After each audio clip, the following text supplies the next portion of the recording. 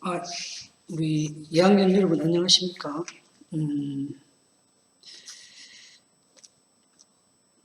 이제 다음 주 시험인데요. 다음 주 시험인데 다음 주 아마 시험 수요일로 되어 있죠. 시간표 내가 정확하게 모르겠는데 아마 시간표가 여러분에게 공지되었을 겁니다. 그죠? 우리 2학년들은 9, 10, 11주, 3주를 이렇게 대면한 학생들도 있고 비대면 학생들이 있습니다. 그죠? 그래서 어쨌든 내가 그 자료는 올려드렸죠. 대충 이렇게 자료를 제가 간단하게 정리해갖고 올려줬습니다. 그죠? 그래서 9, 10, 11 대면 그 자료하고 12, 13, 14, 15 동영상 촬영 자료를 역시 제가 그 자료실에 올리겠습니다. 그거를 가지고 기말고사 이렇게 치겠습니다. 그래서 기말고사는 비대면으로 하는데 이제 그 여러 가지 문제점 때문에 이제 제가 최대한 그 여러 가지 기법을 동원해서 여러분들에게 공평하게 학점을 받을 수 있도록 그렇게 할 예정이고 항상 이야기했듯이 학점은 최대한 여러분에게 유리하도록 그렇게 주겠습니다. 그리고 시험의 출제 방식은 기존대로 제가 하겠습니다. 그래서 여러분들이 혹시나 여러분 중에 오해를 하는 학생들이 없도록 아주 공평한 그 채점과 공평한 여러분에게 공평하게 이렇게 평가될 수 있도록 여러 가지 생각을 해서 여러분에게 학점을 부여하겠습니다. 그러니까 혹시나 여러분 개인에게 불리하지 않도록 제가 충분히 고민하고 생각해서 학점이 부여되게 되도록 할 테니까 여러분 걱정하지 마시고 시험에 대해서는 여러분 너무 예민한 반응 안 보이면 좋겠습니다. 이제 우리 2학년들하고는 뭐 졸업식 날 얼굴을 볼 수밖에 없는 그런 입장이고 또 여러분이 졸업하고 사회에 나가서 언제든지 볼 수 있는 우리가 살아있는 한 볼 수 있습니다. 어디서 어떻게 만날지도 모릅니다. 그리고 또 개중에 여러분 중에서 졸업하고 또 여러 가지 제게 협조를 구하거나 또 이렇게 자문을 구할 일이 있으면 언제든지 연락해 주면 좋겠습니다. 제 전화번호가 바뀌었어요. 제 전화번호가 여러분 바뀐 전화번호가 010 9563-757입니다. 010-9563-757이 번호가 바뀌었습니다. 그래서 여러분들이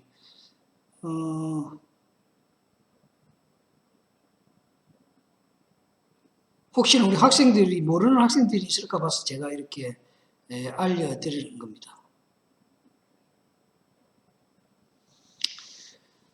아무튼 여러분 잘 되기를 바라고 자 이제 14주차 그 2강 수업 시간을 좀 짧게 하겠습니다, 여러분.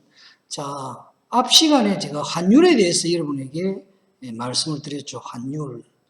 환율에 대해서 말씀을 드렸는데 이번 시간에는 여러분에게 이제 그 기축통화, IMF, 그 다음에 여러분들이 그 이제 졸업을 하고 이거는 뭐 지식이라기보다는 그래도 경제를 배우고 금융을 배웠다면 이 정도는 여러분이 알아놓는 게 어디 가서 상식적으로 누구와 대화를 하거나 어디 가서 말을 하더라도 알 수 있는 그런 내용들입니다. 그래서 그것을 공부하고 마지막에 제가 여러분에게 이제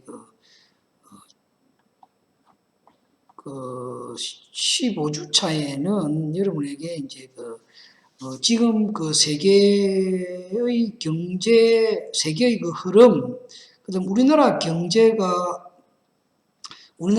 대해서 조금 하고, 그렇게 마치도록 그렇게 하겠습니다. 여러분이 기본적으로 알아야 될 그런 어떤 상식적인 선에서 이야기를 하도록 하겠습니다. 자, 외환이라는 게 결국 국제적인 거기 때문에 제가 이제 그런 강의를 합니다. 기축통화, 외환에서 기축통화라고 우리가 항상 하죠.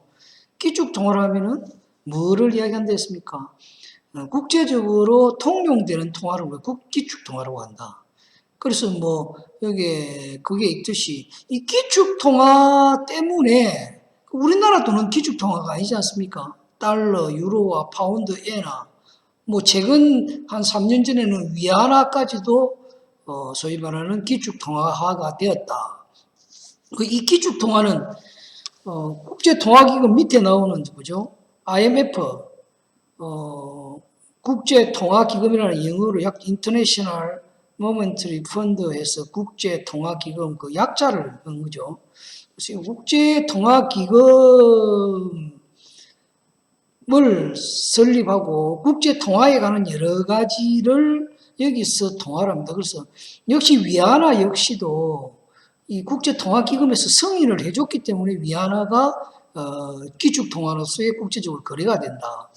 만약에 우리나라 여기에 원화가 국제통화됐다, 기축통화가 됐다 하면은 사실은 굉장한 우리나라에 도움이 될 겁니다. 왜? 여러 가지 비용이 줄어든다. 뭐 우리나라 돈으로 거래를 할 수 있고 우리 개인으로 봐서는 어떻습니까? 우리 원화를 가지고 달러처럼 해외에 나가서 쓸 수 있으니까 굳이 우리가 나갈 때 위안화나 엔화나 파운드나 유로화나 달러를 교환해서 우리가 어떤 나라로 여행 갈 필요가 없다는 거죠. 그죠? 우리나라 돈을 가서 바로 이렇게 지불이 가능하다. 여러분 달러, 엔화, 파운드, 유로화 이거는 세계 어느 국가에 갔든지 통용이 됩니다. 또 우리가 기축통화라는 아니지만 기축통화처럼 국제적으로 통용되는 게 또 하나 있죠. 그게 이름 뭡니까?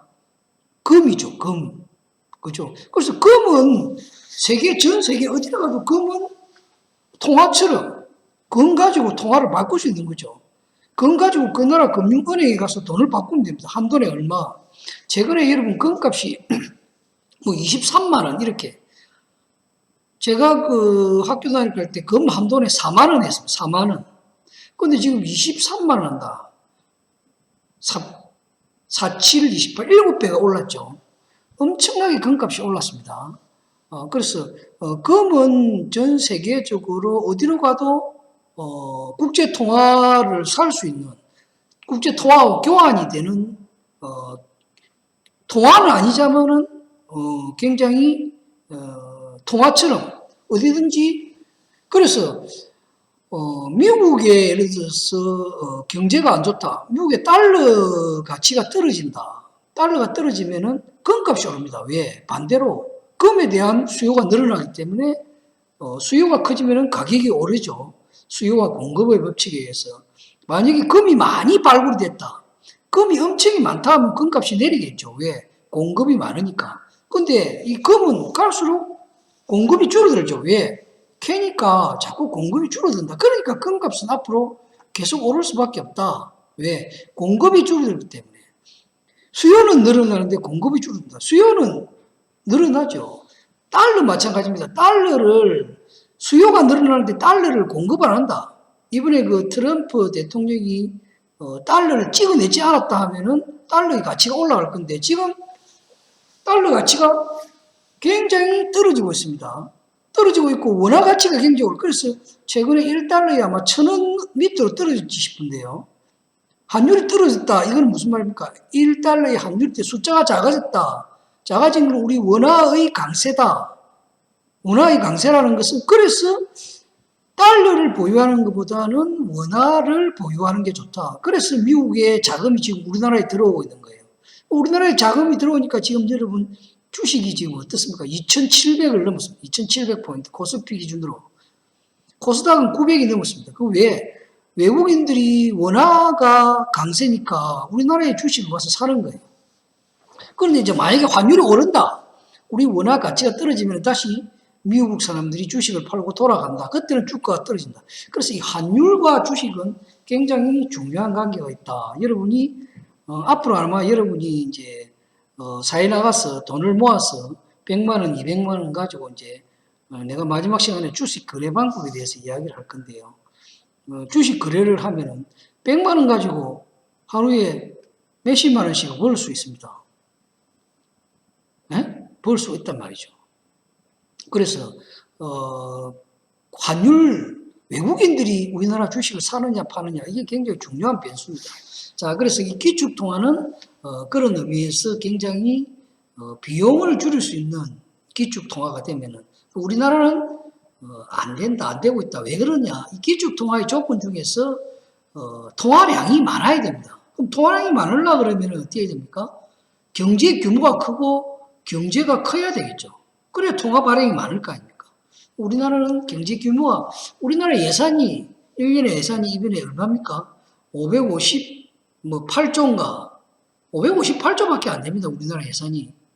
미국의 큰 기업의 그 예산도 안 되는 거예요. 아주 작아요, 경제 규모가.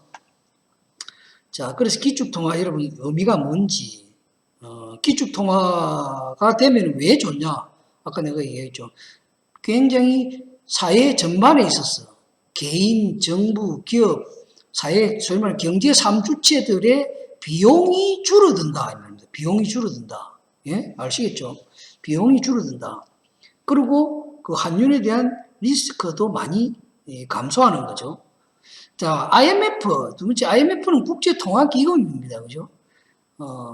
1945년에 설립이 됐는데 어디에서 여러분 국제통화제도에서 우리가 브레튼 우드 체제가 있었고 스미소니언 체제가 있었고 그죠?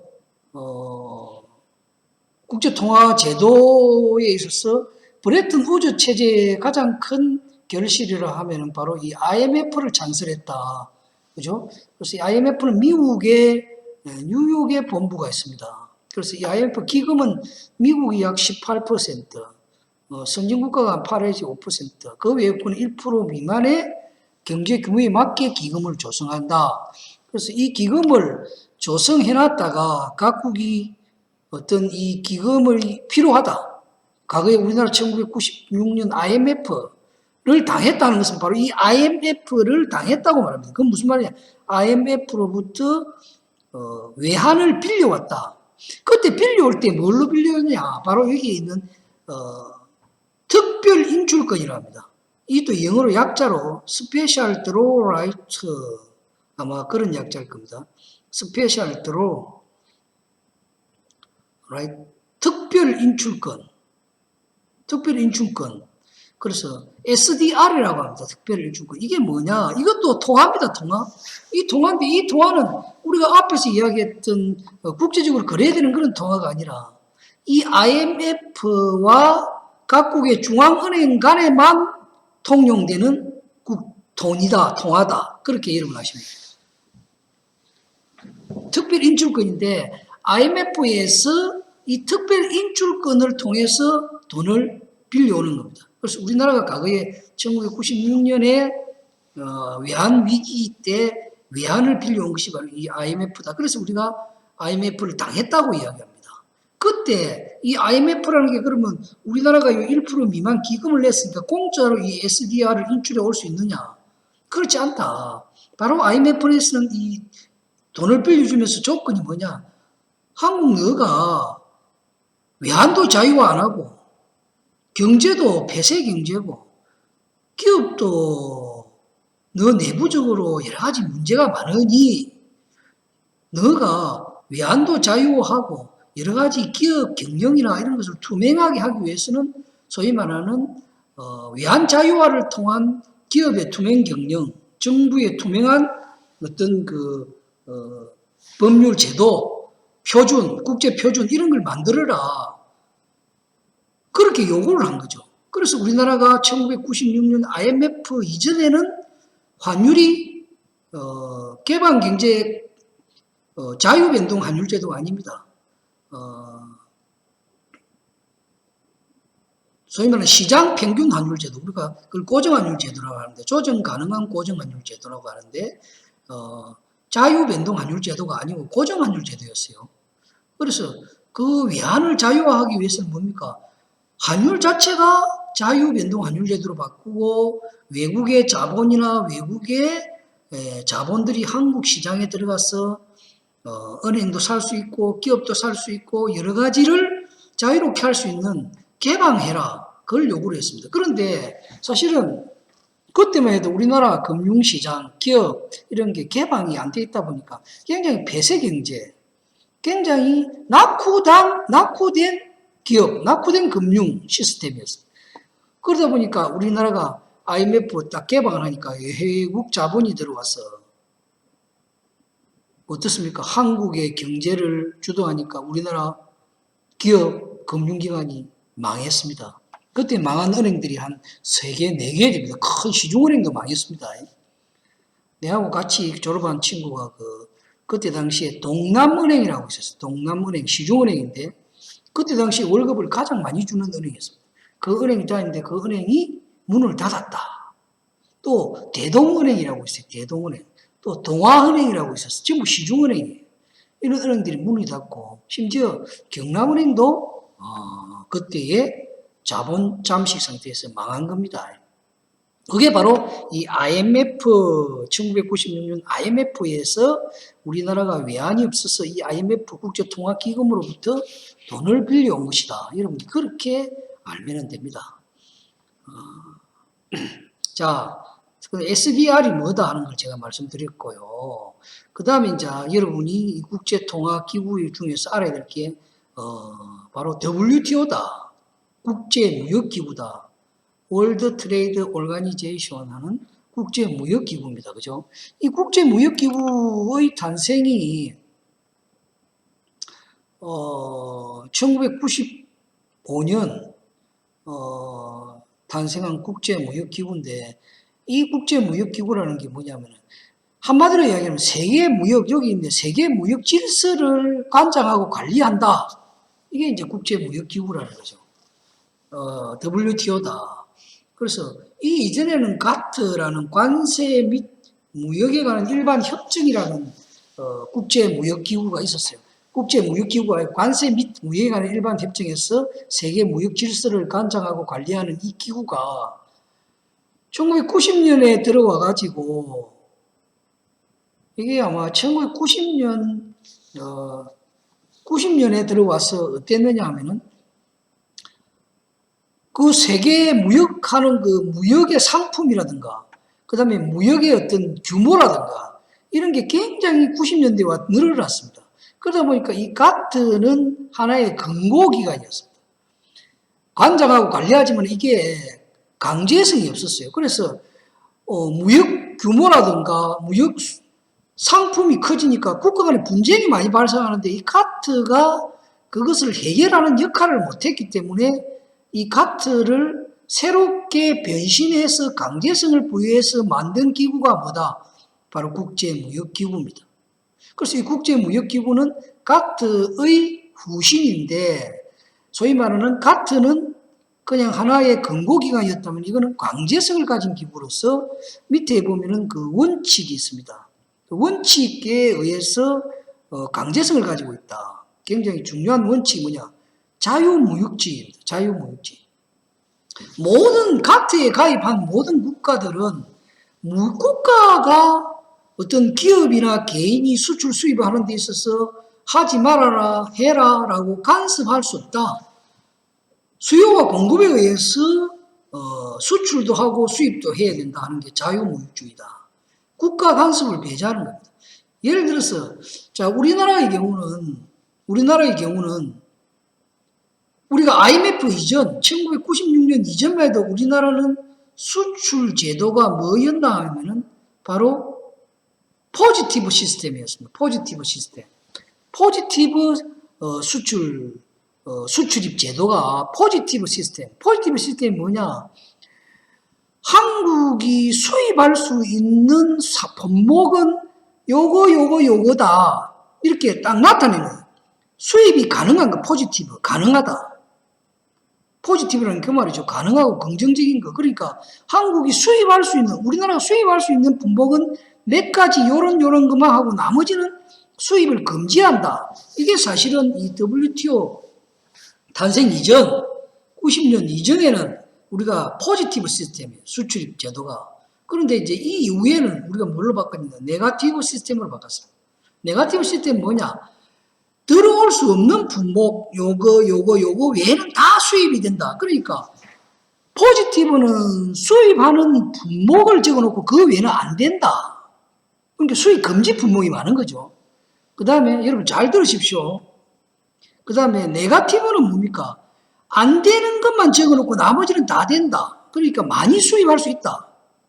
그게 바로 이 WTO의 원칙 때문에 그렇다. 자유무역주의 때문에 포지티브 시스템에서 네거티브 시스템으로 바뀌었다. 이게 자유무역주의 그 WTO의 원칙입니다. 또 대표적인 예가 하나는 뭐 있느냐. 여러분 마산 가면은 마산 수출 자유지역이라고 되어 있어요. 과거에 내가 거기에 마산에 있을 때는 마산 수출 자유지역. 그래서 마산 익스포트 존 이렇게 돼 있어요. 영어로 그렇게 적어놨어요. 마산 익스포트 존. 그런데 지금은 여러분 그 가서 보면 뭐라고 적어놔요? 수출만 표기하면 안 된다. 그래서 수출 수입을 동시에 표기해라. 수출 수입을 동시에 표기하면 뭡니까? 무역 아닙니까? 무역. 그래서 마산 자유무역지역, 마산 프리 트레이드 존 이렇게 되어 있습니다. 옛날에는 마산 익스포트 존 이렇게 되어 있는데 지금은 마산 자유무역, 마산 프리 트레이드 존 이렇게 바뀌었다. 이것도 바로 WTO에서 말하는 어떤 국가가 수출만 하고 수입은 안 된다 하는 표기 자체를 못하게 하는 그것도 하나의 대표적인 경우입니다.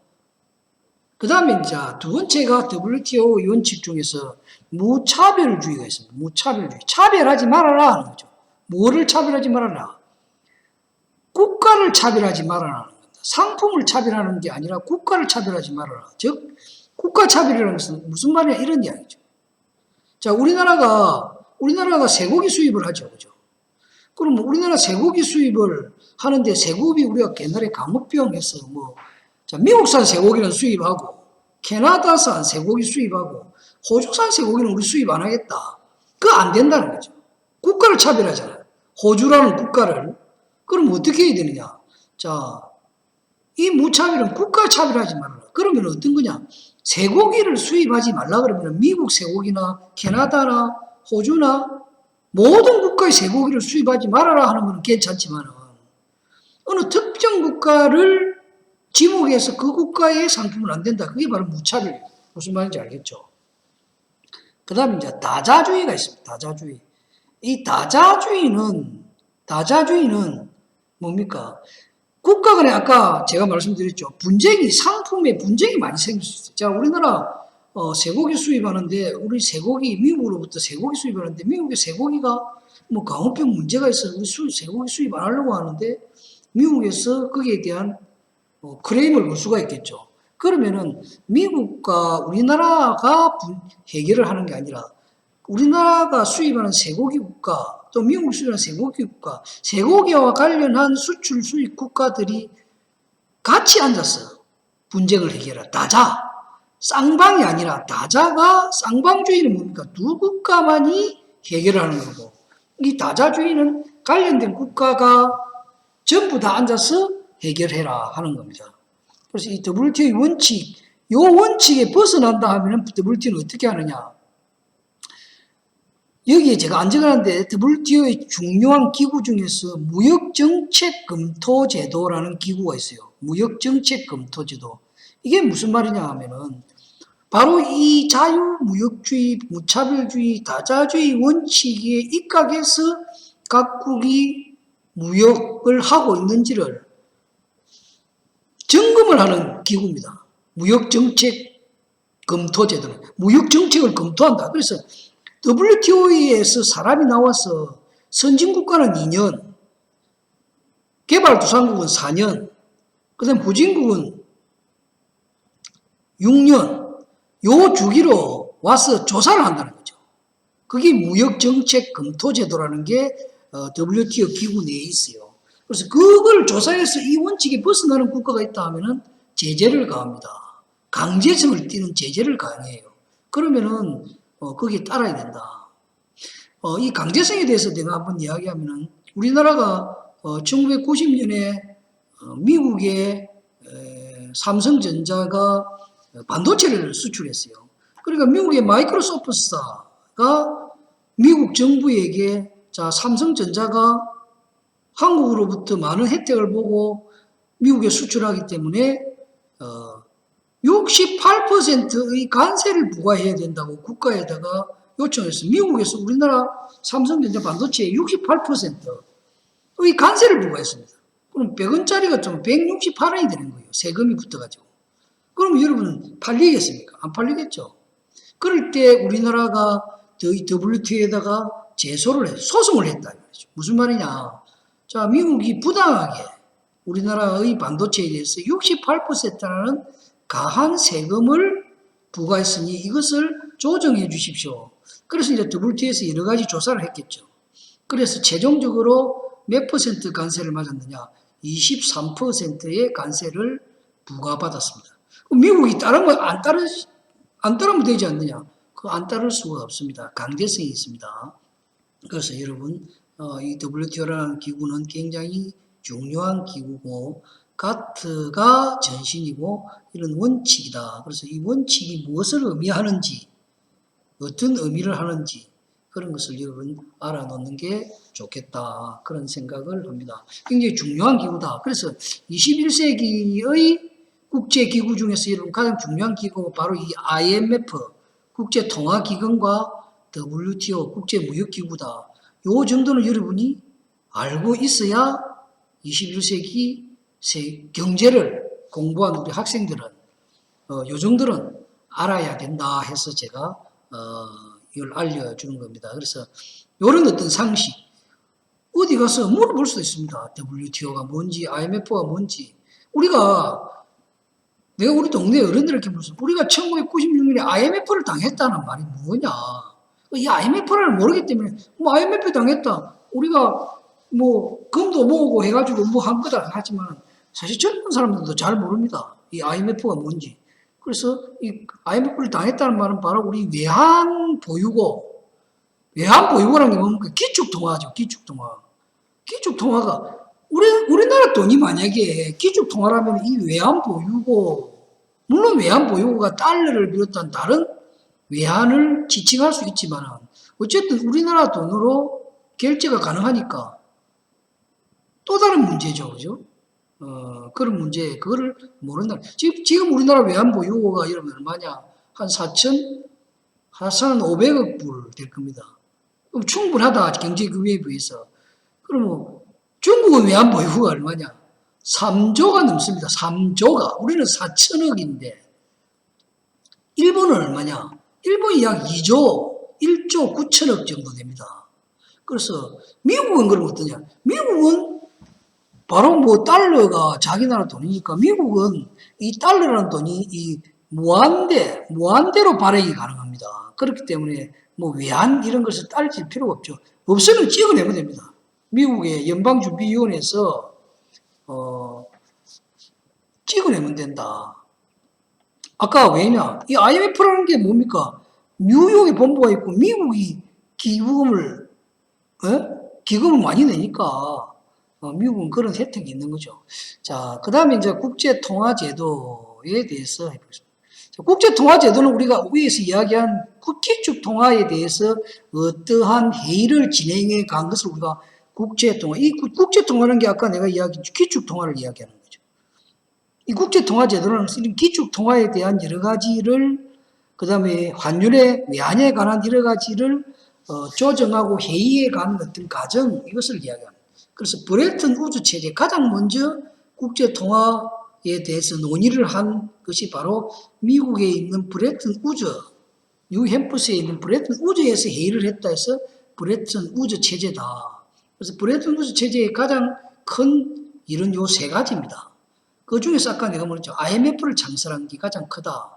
그 다음에 금을 소위 말하는 국제적인 통화로 금본위 제도를 도입했다. 물론 환율 제도는 그때는 고정환율 제도죠. 자유변동 환율 제도는 한참 뒤에가 발생했습니다. 그래서 이 금본위 제도, 브레튼 우드의 중요한 세 가지 정책은 바로 금본위 제도를 도입했다. 조정 가능한 고정환율 제도다. 그 다음에 IMF를 창설했다. 이런 것을 여러분이 알아놓으면 되겠습니다. 두 번째는 이제 스미소니언 체제인데, 이것은 그 이후에 미국의 워싱턴에 있는 스미소니언 박물관에서 국제 통화에 관한 또는 외환에 대한 논의를 한 것입니다. 그래서 환율, 이때는 그 환율을 금본위 제도를 포기했습니다. 그리고 환율이 고정환율 제도지만은 이 환율의 폭이 커진 그런 환율 제도를 채택을 한 때가 바로 이 스미소니언 체제다. 그렇게 여러분이 기억을 하면 됩니다. 그래서 이 스미소니언 체제는 이때는 조정 가능한 환율 제도로도 환율의 상하 폭이 좁았고, 이 스미소니언 체제에 와서는 변동폭을 이렇게 늘렸다. 그리고 왜 이 금한 보이지들을 포기했느냐? 이게 이제 미국에서 주장한 건데, 미국의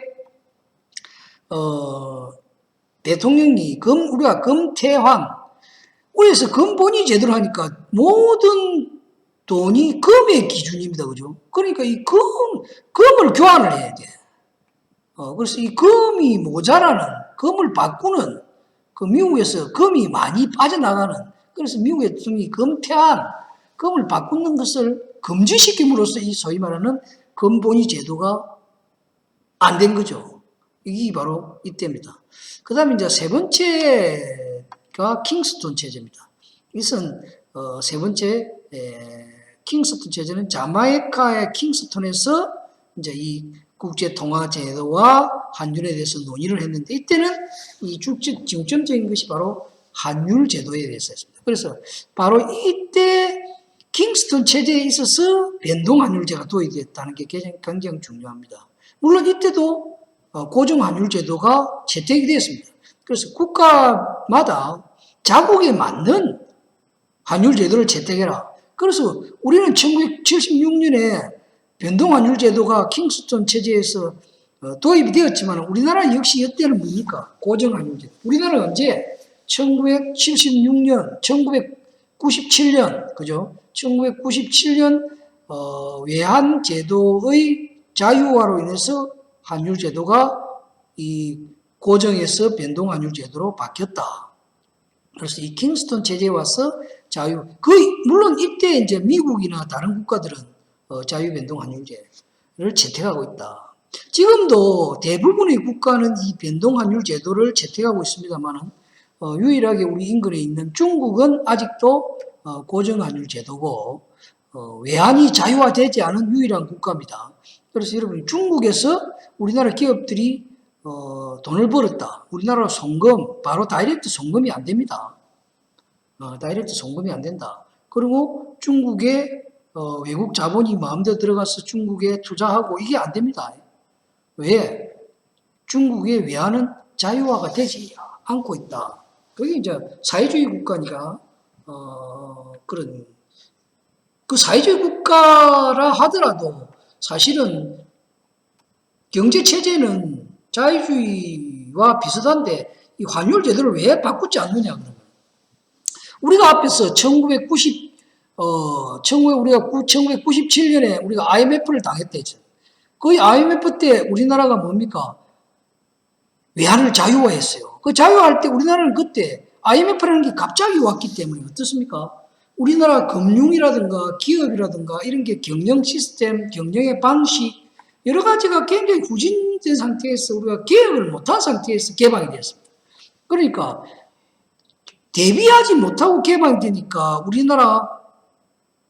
IMF 때 우리나라 외환은행 팔아먹었죠. 물론 그 팔아먹는 은행을 다시 우리가 더 비싼 돈으로 또 샀습니다. 그 다음에 은행도 망하고, 뭐 기업들도 부도가 나고, 그 IMF 때 여러분, 어땠느냐 하면은, 심지어 내가 아까 말씀드렸죠. 은행이 부도 나가지고, 내가 아는 친구들은, 은행이 망하고 기업이, 그러면 이제 굉장히, 실업자가 굉장히 많이 발생했어요. 그때 이런 현상이 있었습니다. 어떤 현상이 있었느냐. 집에는 이제 내가 은행이 망해서 못 간다.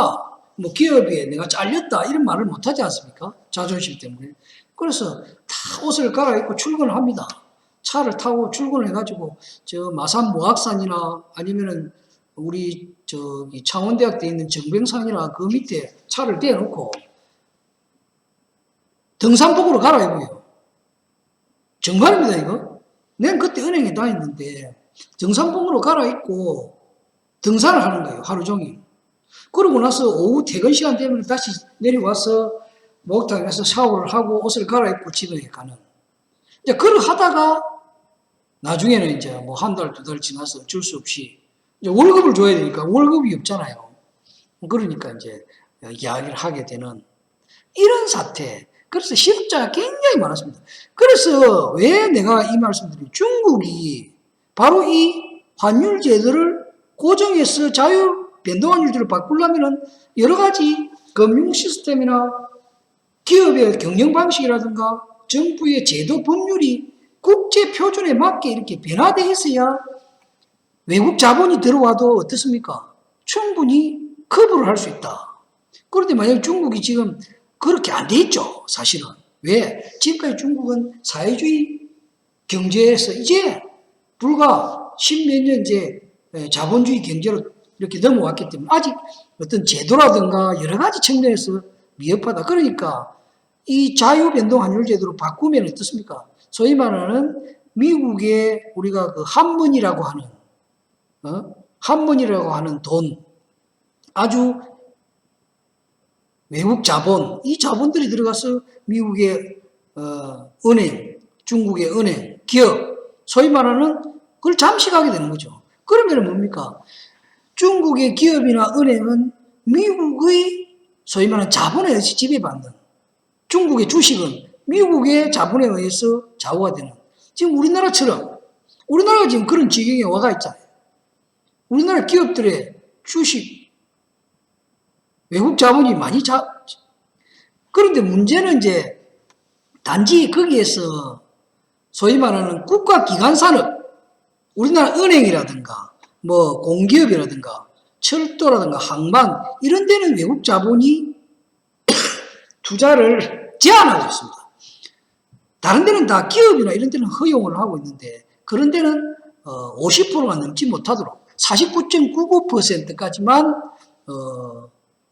물론 소위 말하는 아까 내가 했는 공기업이라든가 뭐 이런 데는 사실은 아예 못하도록 되어 있습니다. 우리나라 뭐 도로공사, 우리나라 주요한 기업, 공기업의 외국 자본이 그건 아예 못하도록 막아놨고, 이제 은행이라든가 또 공공성을 띈 어떤 그런 기관에는 49.99% 가반을 점령할 수 없도록 이렇게 법으로 자유화했지만은 그거는 법으로 강제. 왜? 국가 기반을 흔드는 산업이기 때문에 그런 산업은 그렇게 조치가 되어 있다. 그래서 중국의 경우는 바로 이 변동환율 제도를 이렇게 바꾸지 못하는 게 바로 그런 그래서 이제 미중 갈등이 미중 무역 분쟁의 가장 큰 걸림돌이 뭐냐? 가장 큰 핵심이 뭐냐? 미국에서는 바로 이 소위 말하는 외환 시장을 자유화, 환율 제도의 변동, 그 다음에 이제 보이지 않는 지적재산권 문제 이런 것을 일으키는 거고, 중국은 미국 시장의 농산물, 그 다음에 미국의 수출 뭐 이런 데 대한 여러 가지 서로 다른 입장을 보이고 있는 게 미중 무역 분쟁이다. 그렇게 여러분이 보면 됩니다. 자, 그래서 여러분이 이런 것을 좀 이렇게 전반적으로 여러분이 알고 있는 게 굉장히 좋겠다. 그래서 이 국제통화제도와 아까 제가 말씀드린 그런 부분, 이 WTO의 문제, 이런 거 여러분 잘 기억을 해 두시는 게 좋겠다. 제가 설명한 부분, OX 문제 이렇게 낼 수 있으니까 여러분이 기억을 하시기 바랍니다. 자, 14강 수업은 여기까지 하도록 하고 나머지 15강 수업에 여러분 뵙도록 그렇게 하겠습니다. 여러분 대단히 수고했습니다.